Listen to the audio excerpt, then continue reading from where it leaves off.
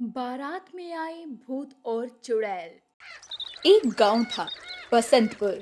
उस गांव के बाहर एक जंगल था, जहां गांव के लोग उस जंगल से आना जाना तो क्या, उसका जिक्र भी नहीं किया करते थे, क्योंकि उस जंगल के बारे में ऐसा कहा जाता था कि वहां भूत या बारात का साया है।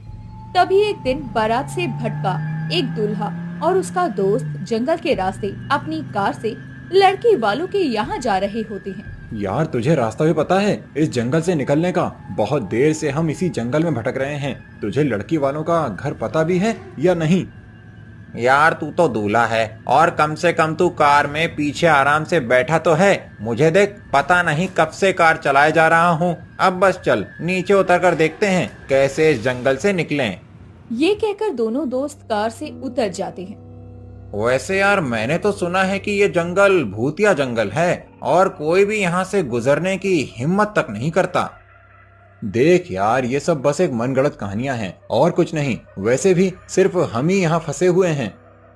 अभी दूल्हा अपने दोस्त मयंक से ये बोल ही रहा था कि तभी वहाँ एक भूतिया बारात आ जाती है और कहती है, भूतिया बारात, भाग यार मयंक यहाँ से।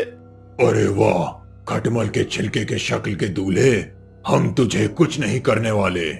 ना ना ना ना नहीं, तुम हमें खा जाओगे। हमें जाने दो, हम भीख मांगते हैं अपनी जान की तुम्हारे से। बिन पैंदी के लोटों, अगर मैं कह रहा हूँ कि मैं तुम्हें कुछ नहीं करूंगा तो मान क्यों नहीं चाहता? अब माने भी तो कैसे माने, तुम भूतिया बिरादरी से जो ठहरे। देख, हमें दूल्हा या उनके बारातियों से कोई मतलब नहीं होता। हमें तो बस मतलब है दुल्हनों से। हम एक भी लड़की को दुल्हन नहीं बनने देंगे। तुम दोनों यहाँ से भाग जाओ, क्योंकि यहाँ से तुम्हारी बारात नहीं बल्कि हमारी भूतिया बारात दुल्हन के दरवाजे तक जाएगी। भूतिया दूल्हे के मुंह से ये बात सुनते ही मयंक और उसका दूल्हा बना दोस्त वहाँ से तुरंत ही 9-2-11 हो जाते हैं और वो अपनी जान बचाकर वापस अपने घर चले जाते हैं।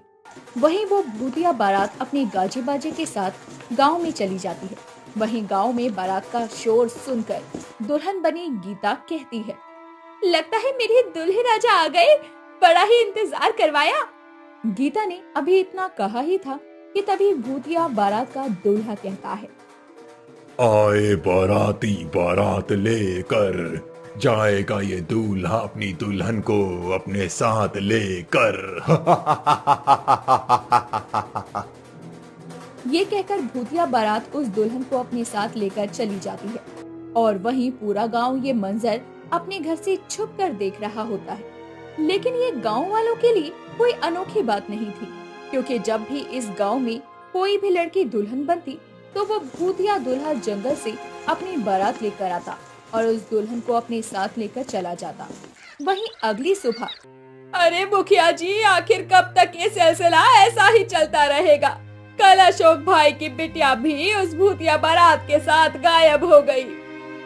बहन जी, करें तो क्या करें, वो भूत है, कोई इंसान नहीं जो उन्हें बांधा जा सके। और ये सिलसिला काफी वक्त से चला आ रहा है।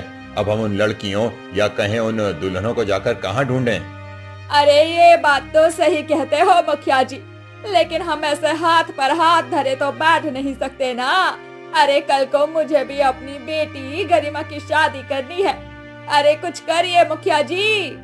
देखो भैरवी और गांव वालों, जब तक उन भूतिया बारातियों और गायब हुई दुल्हनों का पता नहीं लगता कि वो कहाँ गायब हो जाते हैं, तब तक तो मैं कुछ भी नहीं कर सकता। ये कहकर मुखिया पंचायत बर्खास्त कर देता है। लेकिन दोस्तों, यहाँ सवाल ये था कि आखिर वो भूतिया बारात ये सब क्यों कर रही थी और आखिर वो दुल्हन जंगल में भूतिया बारात के साथ कहाँ गायब हो जाया करती थी। इन सभी सवालों के जवाब जानने के लिए हमें कहानी में आगे बढ़ना होगा। बसंतपुर गांव में रहने वाली गरिमा और आदित्य दोनों एक दूसरे से बहुत प्यार करते थे।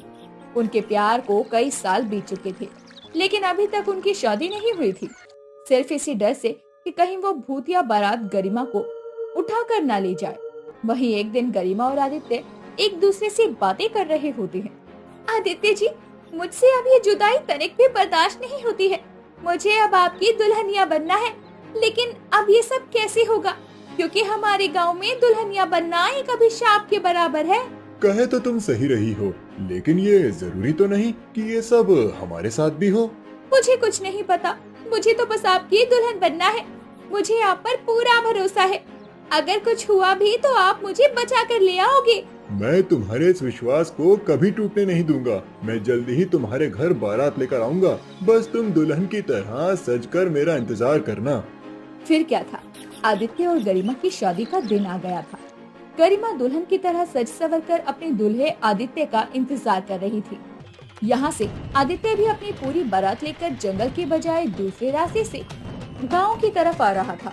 लेकिन जो होना होता है वो तो होकर ही रहता है। किसी तरीके से उस भूतिया दूल्हे को गरिमा की शादी का पता चल जाता है और वो अपने गाजे बाजे के साथ गांव में आ जाता है और गरिमा के बाहर जाकर कहता है, इस गांव में फिर से एक लड़की दुल्हन बनी है और वो दुल्हन सिर्फ मेरी है, मेरी। ये कहते हुए वो भूतिया बारात गरिमा को साथ उठाकर ले जा रही होती है। पर वहीं उसके माँ बाप अपनी बेटी को यूं जाते देखकर फूट फूट कर रोने लगते हैं। कोई मेरी बेटी को बचाओ, वो भूतिया बारात उसे अपने साथ ले जा रहे हैं। अरे कोई है जो हमारी मदद करे। मैंने मुखिया जी से बोला था लेकिन किसी ने कुछ नहीं किया। अभी गरिमा के माँ बाप रो ही रहे होते हैं कि तभी वहाँ पर आदित्य अपनी बारात लेकर आ जाता है और उसके माँ बाप गरिमा के साथ घटित घटना को आदित्य को बता देते हैं और आदित्य तुरंत ही अकेले जंगल की तरफ निकल पड़ता है।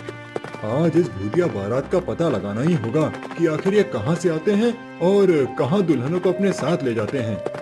ये कहते हुए भूतिया बारात का वो पीछा भी करता है, जहाँ वो भूतिया बारात एक गुफा में सभी दुल्हनों को एक काल कोठरी में बंद कर देती है। और ये सारी घटना आदित्य अपनी आंखों से देखकर वापस गांव की तरफ निकल पड़ता है। वहीं गरिमा भूतिया बारात से कहती है, अरे ओ भूतिया लोगो, मुझे छोड़ दो, मुझे जाने दो यहाँ से। आखिर क्यों हम दुल्हनों को तुम कैद कर रहे हो? आखिर क्या हुआ था तुम्हारे साथ जो तुम ऐसा कर रहे हो? आज से पहले मुझे ये पूछने के लिए किसी की हिम्मत नहीं हुई, लेकिन ठीक है, मैं तुझे आज सब बताता हूँ। आज से 5 साल पहले की बात है। शीतल, मैं नीची जाति का लड़का हूँ और हमारी शादी के लिए तुम्हारे पिताजी कभी नहीं मानेंगे। बताओ मैं क्या करूँ? मुझे सब पता है रघु, लेकिन मैं तुमसे जुदा नहीं रह सकती। मुझे बस तुम और तुम्हारा प्यार चाहिए। इसलिए मैंने फैसला कर लिया है कि कल हम दोनों दूसरे गांव के मंदिर में जाकर शादी कर लेंगे। ठीक है, तो कल हम मंदिर में मिलेंगे। कल हमें एक होने से कोई नहीं रोक सकता। अगली सुबह शीतल मंदिर में जाकर रघु का इंतजार करती है। वहीं रघु जंगल के रास्ते होते हुए मंदिर जा रहा था। तभी शीतल के पिता और कुछ गुंडे मिलकर रघु को बंदी बनाकर जंगल की गुफा की काल कोठरी में बंद कर देती है। मुझे यहाँ से निकालिए, मेरी शीतल मेरा इंतजार कर रही होगी। निकालिए मुझे यहाँ से। तू नीची जाति का लड़का मेरी बेटी से शादी करेगा? तेरी इतनी हिम्मत? अब तू यहाँ पर भूखे प्यासे जिंदा तड़प तड़प कर मर जाएगा और किसी को कुछ पता नहीं चलेगा। जिसके बाद ऐसे ही भूखे प्यासे रघु तड़प तड़प कर मर जाता है। और तब से ही मैं लोगों को मार कर अपनी भूतिया बारात में शामिल कर रहा हूँ। और मेरी मौत के पीछे उस शीतल का हाथ था, क्योंकि उसी ने अपने पिता को हमारी शादी के बारे में बताया होगा। इसीलिए मैं किसी भी दुल्हन बनते ही उसे ऐसे ही तड़प तड़प कर मरने के लिए छोड़ देता हूँ, जैसा मैं मरा था। अरे ओ भूतिया दूल्हे, तू मुझे यहाँ ज्यादा देर तक बंदी बनाकर नहीं रख सकता। मेरा आदित्य मुझे बचाने जरूर आएगा। अभी गरिमा ने इतना कहा था कि तभी आदित्य अपने साथ मुखिया और एक तांत्रिक और गांव वालों के साथ उस गुफा में आ जाता है और तांत्रिक उससे बोलता है, तूने बहुत गलत किया रघु। जिस ज्वाला की बात तूने अभी की थी वो इस दुनिया में नहीं है। उसे उसकी सजा अब मिल चुकी है, क्योंकि जब शीतल को ये पता चला कि तू अब इस दुनिया में नहीं रहा तो उसने अपनी जान ले ली और ज्वाला भी अपनी बेटी के वियोग में मर गया। लेकिन तूने क्या किया? बेगुनाहों की जान ली। चले जाओ यहाँ से। ये सुनते ही वो भूतिया दूल्हा फूट फूट कर रोता है और कहता है, तुम सही कहते हो तांत्रिक बाबा, मैंने बहुत गलत किया। अब मुझे यहाँ से जाना चाहिए। मुझे आप सभी माफ कर दीजिएगा। ये कहते हुए वो भूतिया दूल्हा वहाँ से मुक्त हो जाता है और वहीं दूसरी तरफ सभी बंदी दुल्हनें आजाद हो जाती है। साथ ही गरिमा और आदित्य की शादी हो जाती है। उस दिन के बाद से जंगल में कोई भूतिया बारात नहीं आती और पूरा गांव हंसी खुशी एक साथ रहने लगता है।